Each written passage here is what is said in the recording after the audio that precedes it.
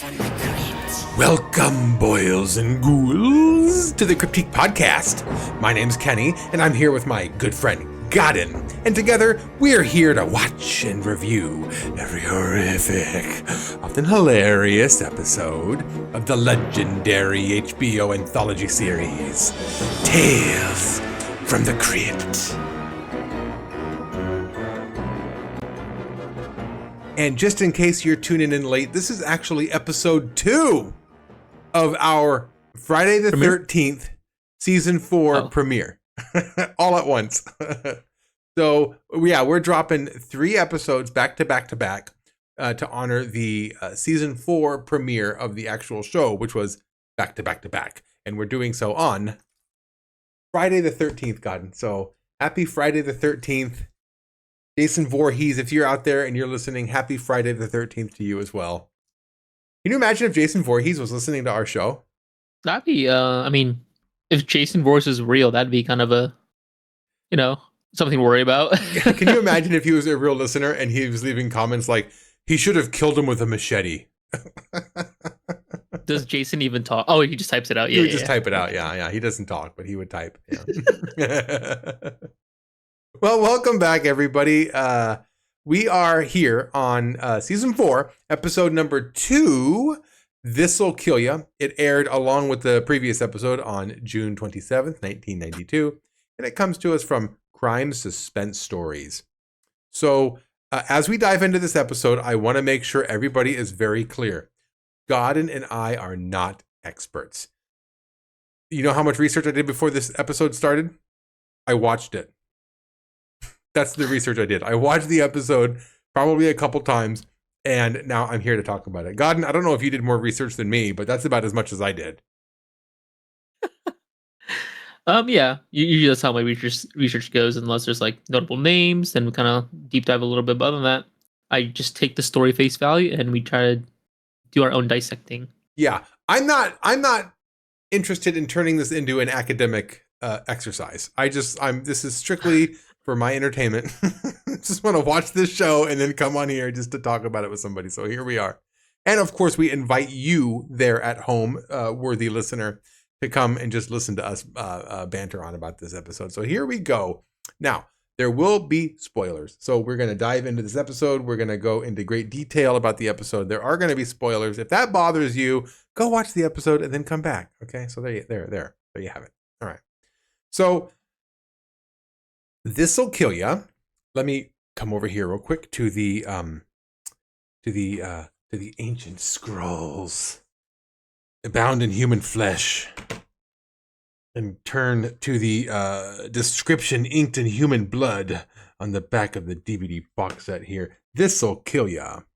A prescription for doom. Co-workers at a drug research firm give a cruel boss a dose of his own medicine. So that was the DVD box set. Of course, the DVD box set's very, very short.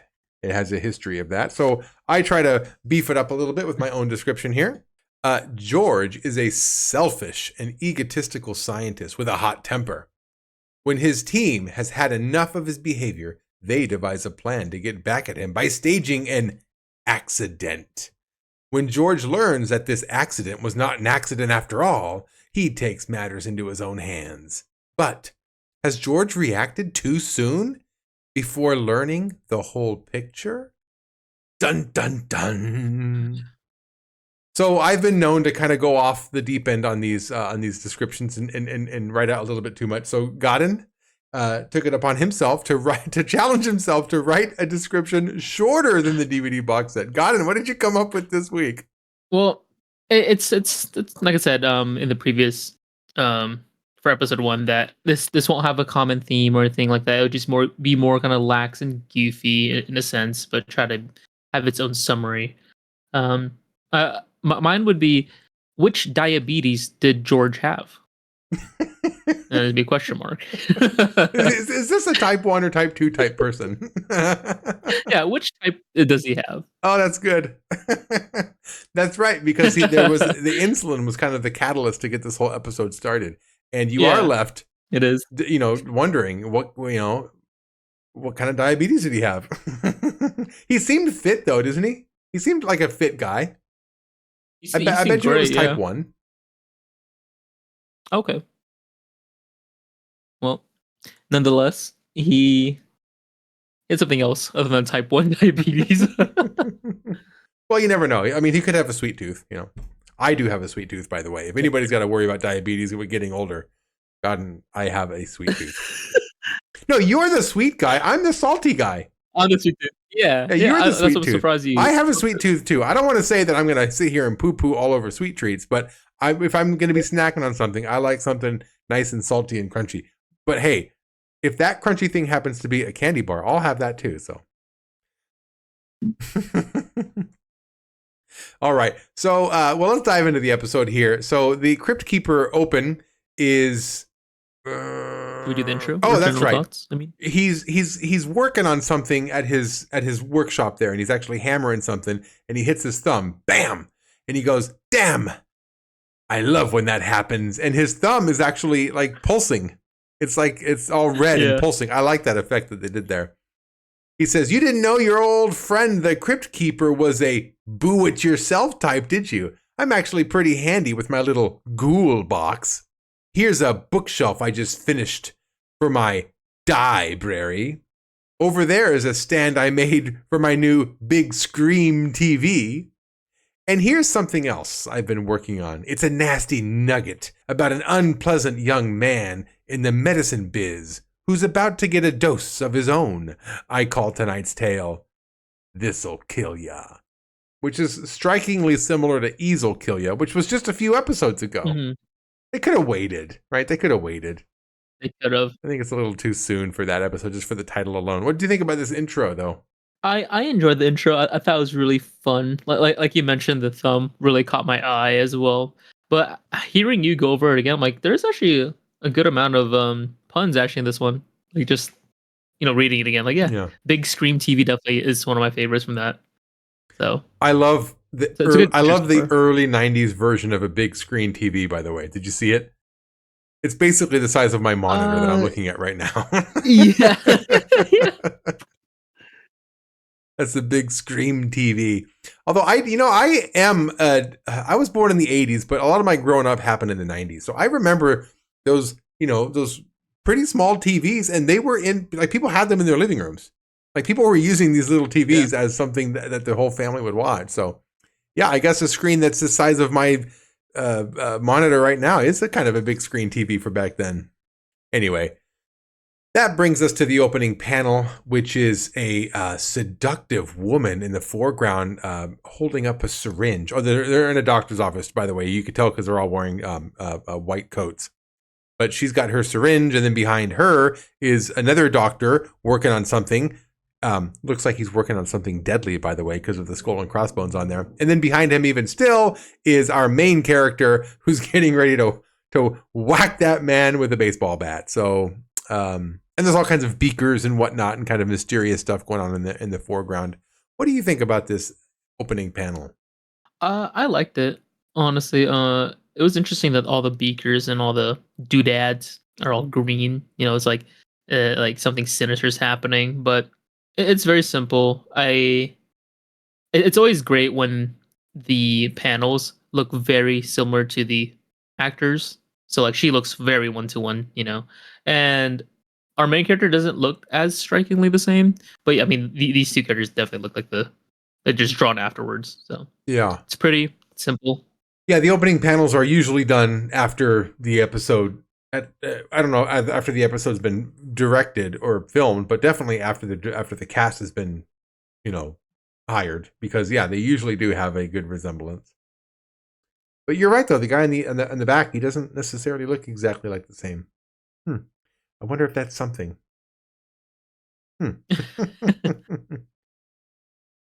So the opening scene of this episode, by the way, is one of my favorite opening scenes of Tales from the Crypt. I thought this was really good. Not the best, but it's really, really up there. It's really, really good. So this car, it's very noir, by the way it's filmed, and even the music, the sultry music playing in the background is very noir. The car pulls up, or the SUV pulls up, and it stops. It's so noir, it almost looks like a black and white opening. Like, it's just so saturated, all the scenes. So he opens up the trunk. There's a dead body in there. He pulls the dead body out. He drags it into the police station. And I love this effect.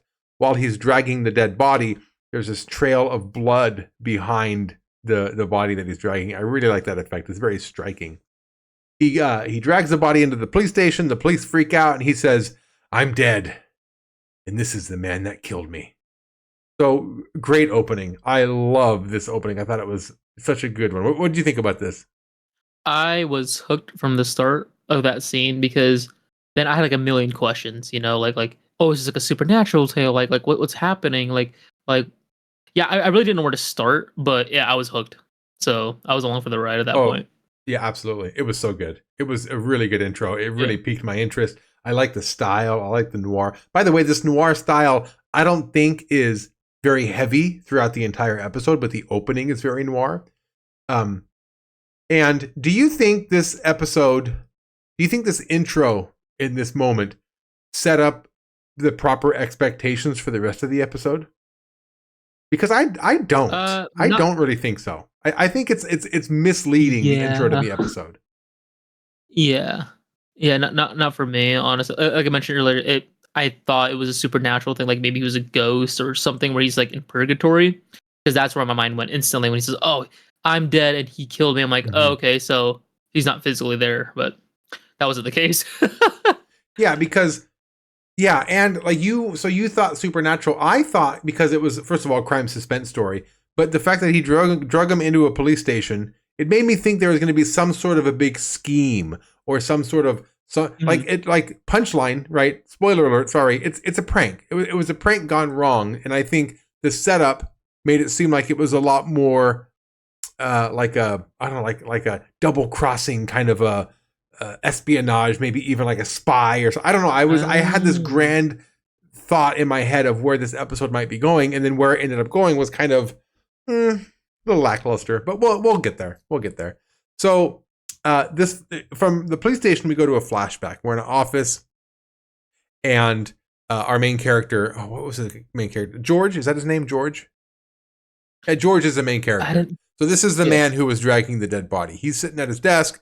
He's looking at his coworker by all the medications, and he says, "I should never have let you go." And he's basically admiring her beauty, and she says, "You didn't let me go. I kicked you out." So there's already tension between these two characters.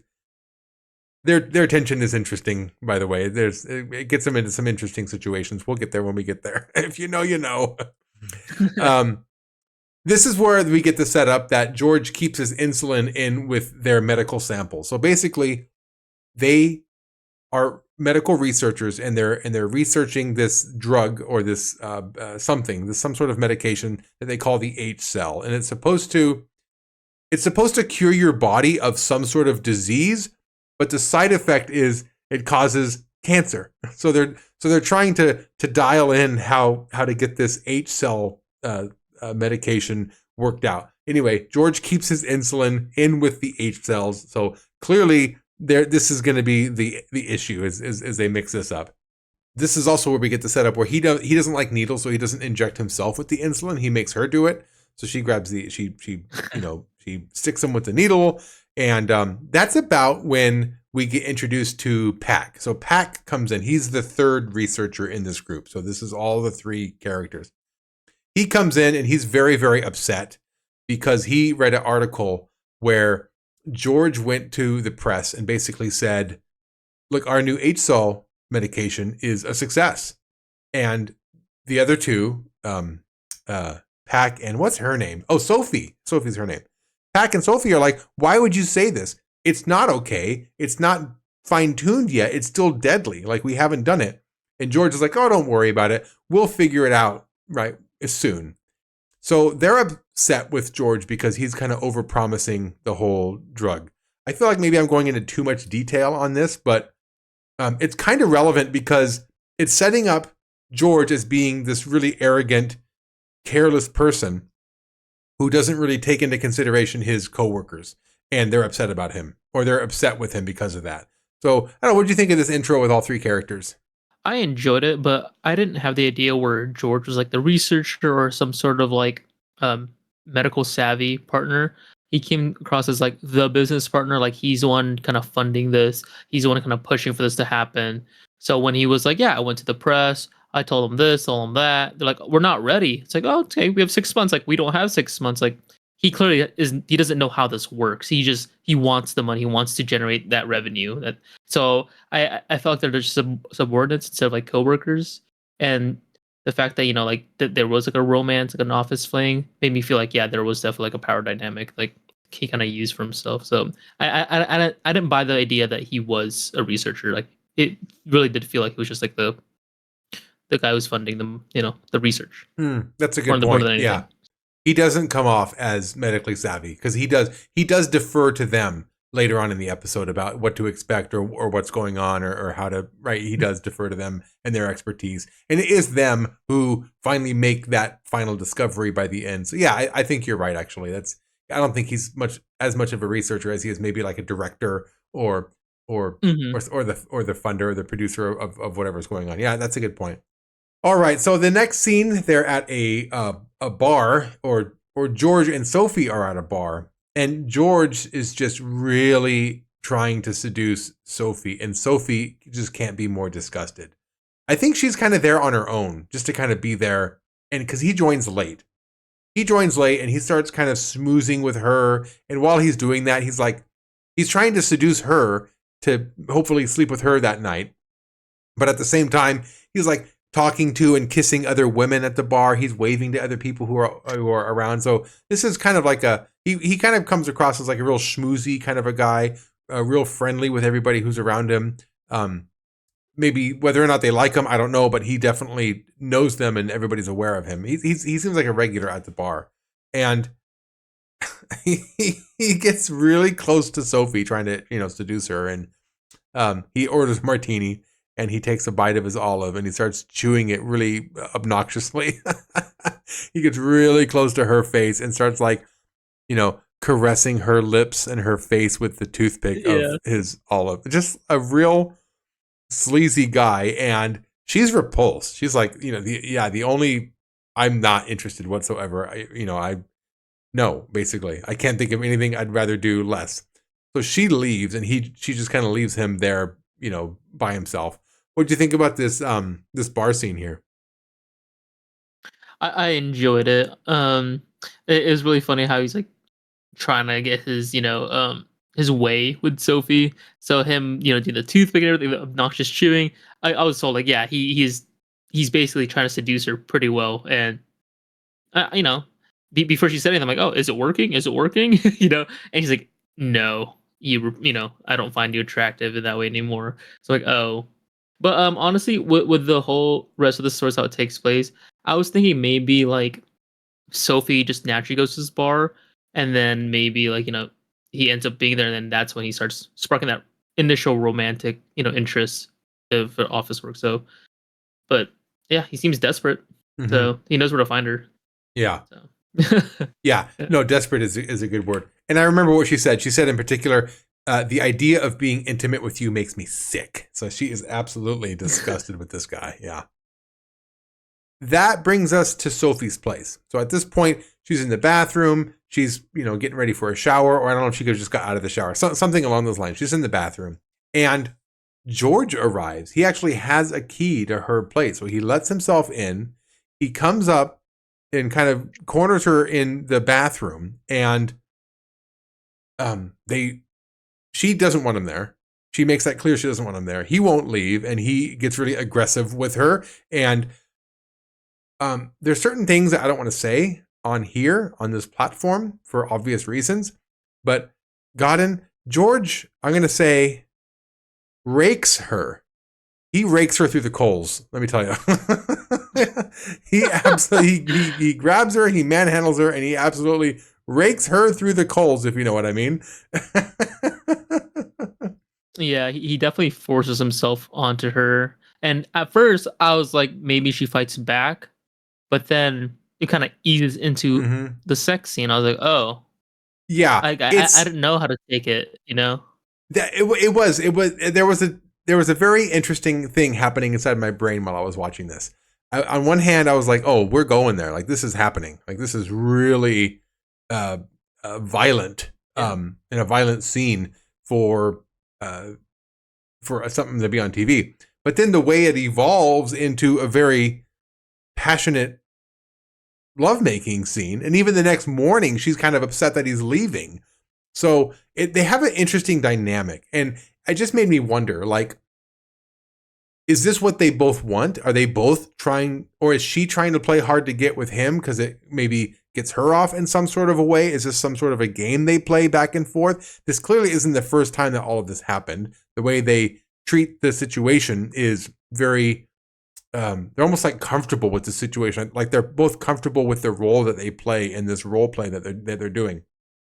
That's one level of it, right? That's kind of how I see it to make me comfortable with the episode. But on the other hand, it could be like she just gives in to him because maybe it will get violent. Maybe she's scared of how violent he can become, and she just kind of gives in just to give him what he wants to just ease him. You know what I mean? To appease him and just kind of make the. So I like, this is a really uncomfortable scene to watch. I can imagine trying to watch this as a woman would probably be even more uncomfortable. But anyway, that's that scene. But like I said, the next morning he does go to leave. She's kind of upset that he's leaving, and she basically says, she almost begs him, like, please make up with Pac, right? We don't need to have this squabble between you two. We're a team, and can you please just make up with Pac? And he listens to her. Then in the office, George actually apologizes to Pac, and he says, I should have consulted with you before making a statement to the press. So I apologize that I put you in that situation. And so that I thought that was a nice little gesture on his part after Sophie had asked that of him. Oh, what do you think of that? About that? I like I said, I just don't really understand the relationship from the previous scene and how it evolves here. But yeah, it seems like, because he got what he wanted, in the sense he's like willing to like honor her requests in a way. So yeah, I mean, I'm kind of happy he apologized to Pac, because yeah, like why would you leak that to the press? Realistically, like that's so much more like pressure now, to make sure the vial works or whatever it is they're trying to accomplish in this research. So I'm kind of glad that he decides to honor that at least and try to make amends with a team member. Yeah, and so that brings us to basically the catalyst for the rest of the episode, which is it's time for insulin, okay? And they go into the medicine cabinet. She gets the oh, by the way, when she takes the needle, she says, "Don't worry, I'll stick it to him." So it gives you the impression that they're up to something. She takes the insulin, she goes and jabs him with it and gives it to him. And just as she's doing that, Pac yells, "Wait! Don't! Stop!" And by the way, when he yells "don't," we get like 3 or 4 cuts of him yelling "don't," like from different angles. It's like don't. Like it's very in your face that moment. It's a very interesting way they edited that together. He says, that's the H cell. I grabbed the wrong vial. So it's in him, right? It's there. So we get this we get this very interesting, stylistically interesting. I'm not going to say whether or not it's good. But it's very interesting. Editing choice of these like real fast cuts of moments, and some of the moments repeat. So it's confusing the time frame in which this is happening. The camera is constantly spinning around. You get this really strange, like echoey voices, like they're coming from a distance, and it's only a brief moment, but in that brief moment, it really did make me feel like, how much time has passed? Is this the next day? Is this that like 5 minutes from now? Like the way it was filmed was so dreamy. It did. I don't know. What do you think of this whole? Because this is a very stylish montage here. What do you think of it? I liked it because what I think I kind of got what they're trying to convey, which is like that dread, disorientation, like you don't understand what's going on because, yeah, I mean, he knows he puts his insulin behind that shelf where all the H cell vials are, so he knows there's a risk clearly, even if he's just like, oh, I don't want to see the insulin, it gives me the creeps. Like there's a big risk of doing that. So now that it's like in his head now, like it's happening, he got injected with the wrong thing. Maybe his body's just going through that effect with the H cells, or that's just all in his mind. But either way, I totally understand. Like he's getting screwed over like each second as he's like realizing. So it just makes you like uncomfortable with like what's happening slowly. So I kind of liked it. Yeah, and in this scene, we also learned that the H cell, when injected in a human body, would cause tumors to grow all over the body and inside the body. So, yeah, he's doomed to die. And they do say, like, they give a timeline, like within a few hours, right? It's not days. It'll happen within a few hours. Was that right? Did I catch that right? I do remember them talking about like, oh, how soon they can get like a solution for this, like whatever the final vial is to make the H cell. And even he says like, oh, we don't know when they can do it because we're not really up to speed with all the tools and how far in the research. So that just put him in more of a spiral because now who knows if he's gonna start the next day or even a couple of hours. But that must be tough to really like kind of swallow. Like, yeah, dude, you're screwed. Yeah, you're screwed, and to know you're gonna die, that's a very dreadful feeling. Yeah. You know what it does? It reminds me a little bit of the COVID. Remember COVID? I don't know about you, but during COVID, especially when it first started, like late in 2019, early 2020, we didn't know.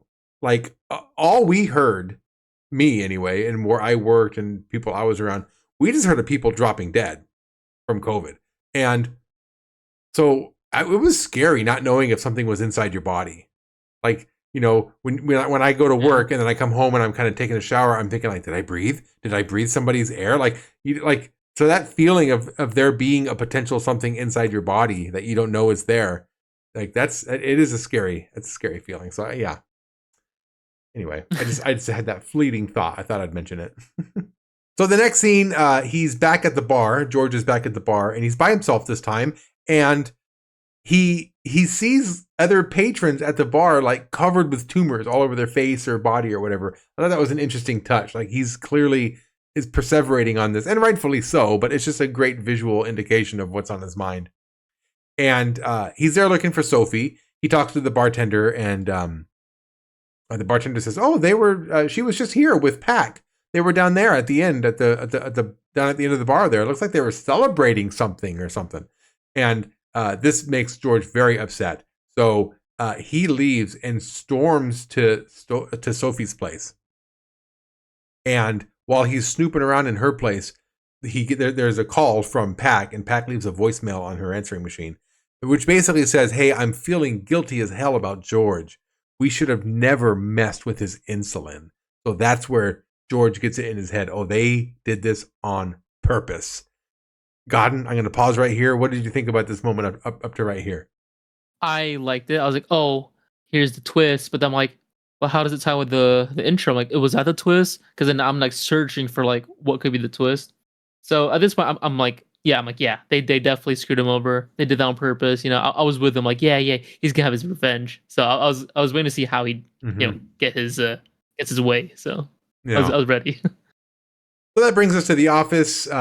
Pac is alone in the office. He's printing out some documents, and George comes in and he confronts him. And Pac wants to tell him something, but he won't let him get there. He takes a baseball bat and just starts whacking him over his head. And he takes a bunch of needles. I think they're the H cell virus. I doubt that they're the insulin, but I think he takes a bunch of the needles, plunges them into his chest, and I got to tell you, Pac and his death scene are glorious in this moment. I'm telling you, when there's got to be an on-screen death on Tales from the Crypt, I want this ham. I want this overacting so bad. I love it. So Pac, I thought, had a great death scene in this moment. He's just like with his mouth and tongue out, and just I loved it. I loved every moment of it. I do enjoy like how over the top the deaths can be, because I think it does add that little flair. Because it's like, yeah, because no one really knows how you die, right? Like, yeah, people could probably overreact because of just how their body reacts to it. So yeah, that could be a legit way, how their expression goes. So it's always fun to see it that way. Yeah, I like it. Even if it's whether it's realistic or not, I think it's fun. So that brings us back to the intro, which is the opening scene, which was George in the police station with Pac down there dead, and him telling the police, "This man already killed me." So that was basically the full circle. So I got to tell you, in this part, now we haven't gotten to the twist yet, by the way. So sit tight, okay.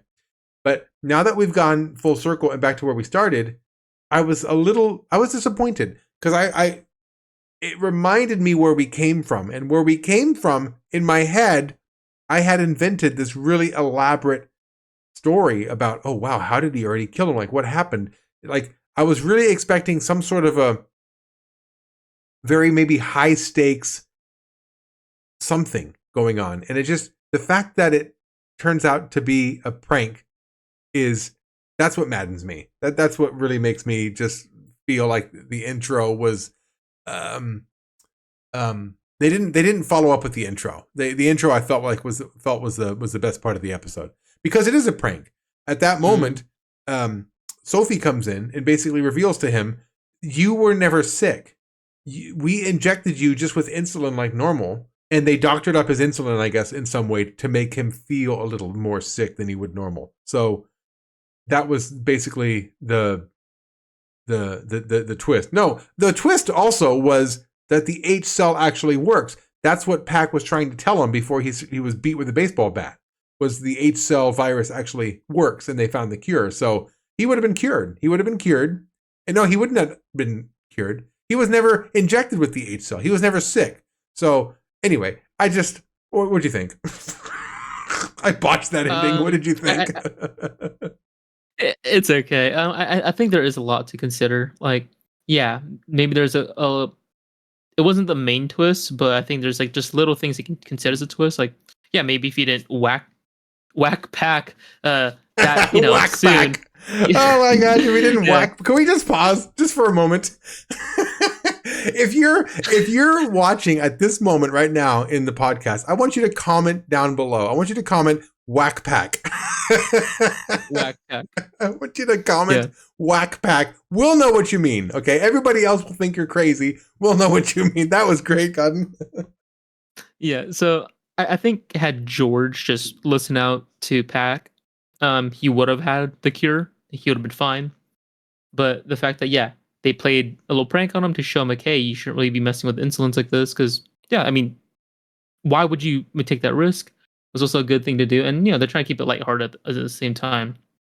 And I think the main twist is the fact that, like, he just committed murder. Just out of nowhere. Like, because he was never sick, I don't know which is going to be the main twist of this. But for me, I think it's him committing the murder. Under the placebo of being, struck with H cell, and I think they didn't doctor up his insulin. I think the moment he was ejected during the prank, I think it was just the placebo hitting him, like, in the dread, and what could be the truth. Like, he is dying, so his brain just was already in panic mode. So that's what I took it as well.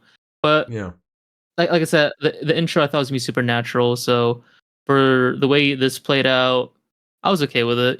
I definitely understand what they're trying to go for. It's more like a gotcha, but also gotcha at the same time. Right. Kind of moments like gotcha to the gotcha. I gotcha to the gotcha. So simple ending. I just wasn't what I expected or hoped for, I guess. Yeah. It was a little lackluster. And that whole tension between Sophie and George, that whole sexual tension, that didn't really go anywhere. I thought maybe there'll be like a sex affair between Pac and her and him. Like, I thought maybe that might go somewhere. It didn't. It was just kind of their dynamic, which I don't think really lent itself to the plot. The fact that he's a crummy supervisor or a crummy worker and mistreating his coworkers and then going over their heads to make promises that, like, all of that already gave you credence to, okay, this guy's kind of a creep. Maybe I can see why they'd want to play a prank on him.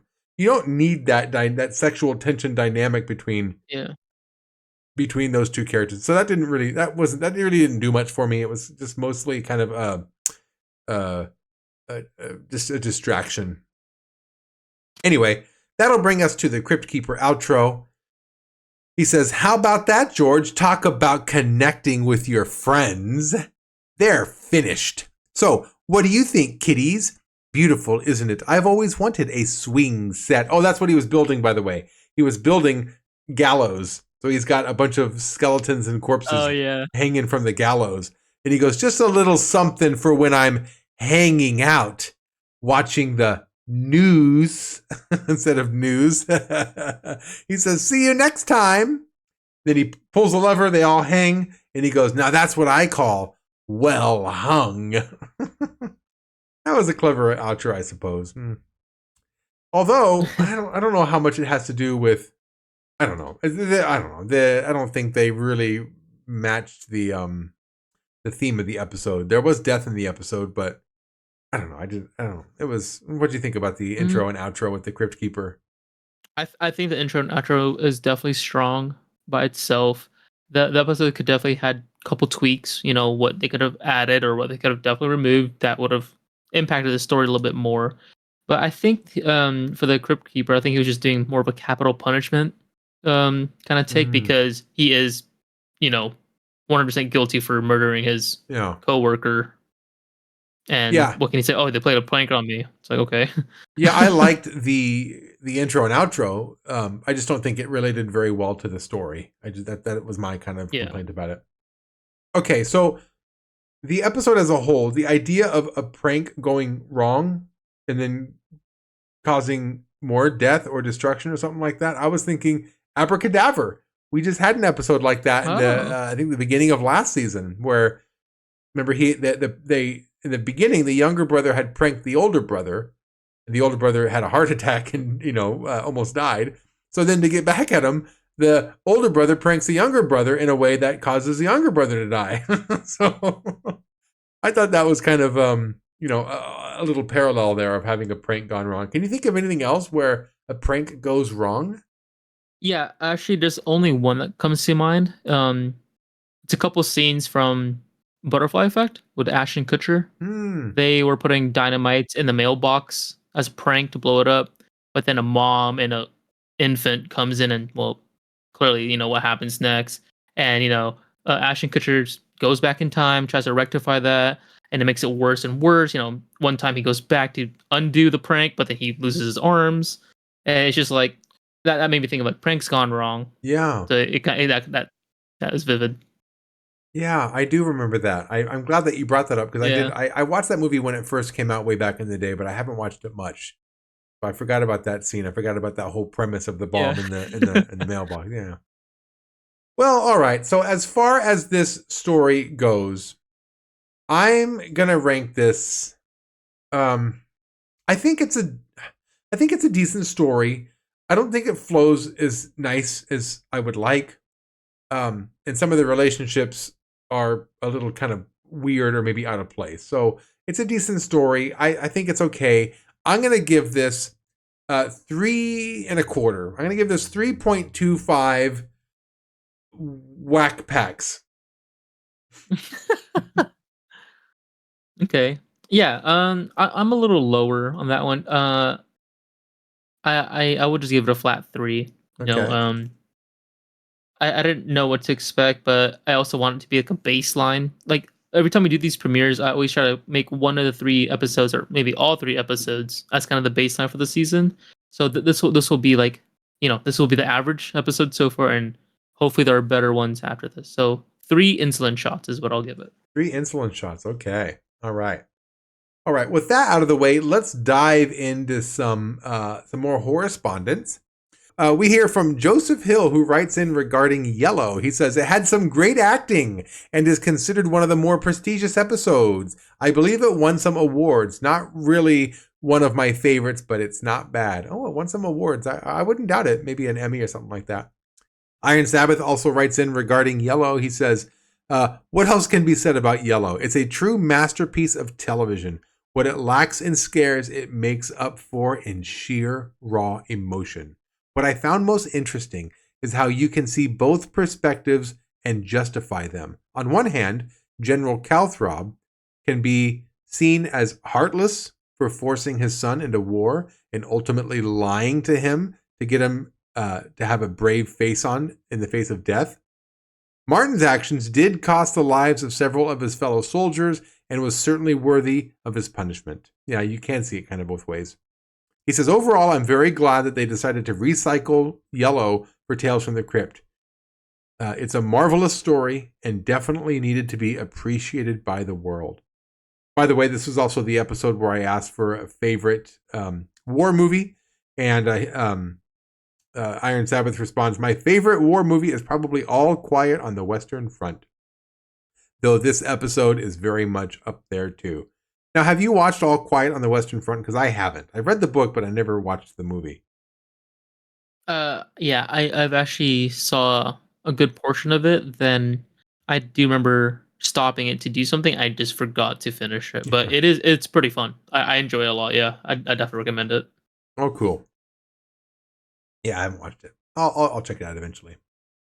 All right, so let's get to shout outs real quick. Link down below, you guys. Link down below to a lot of other podcasts that I think are great podcasts, especially for the horror community. So if you're interested in Tales from the Crypt or horror movies in general, check out our list of podcasts down below. We also have some podcasts that have been recommended to us by some of our listeners. So take a look down there and see what you like. If you like this podcast in particular, you can find more of me and Godden. I can be found at Too Bad About Kenny. That's TOO Bad About Kenny, as well as the number 2 Bad About Kenny. Can be found on YouTube and Twitch, where I review books and movies. I also play video games. Right now, I'm playing through the Final Fantasies. I'm getting through all the Final Fantasy games, not all of them. The first 6. I'm playing through the first 6. I'm on 5 right now. So if you're a Final Fantasy fan, come through before I finish those up to lend me a hand, because I'm actually struggling with some of those games. Godden, how about you?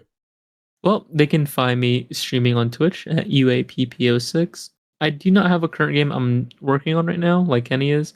But if you do, stop by, definitely, we can always talk about Tales from the Crypt. Or if you want to, ask where Kenny's at, then I can also just relay information if he's going to be on or anything like that. So, yeah, definitely, we love the engagements. Any chance we take, we'll definitely want it. Mm-hmm. Yeah, absolutely. Yeah, we love seeing you guys come through. Hey, you don't have to wait until next week to get the next episode. The next episode is coming out right now. Go check it out. It's season 4, episode 3, On a Dead Man's Chest. So that's going to be the 3rd episode released today. So we're doing 1, 2, 3 episodes back to back to back. So stay tuned and we'll see you there, kiddies. In the meantime, stay safe and sweet nightmares, everybody. Well, how was that for a scream, boys and ghouls?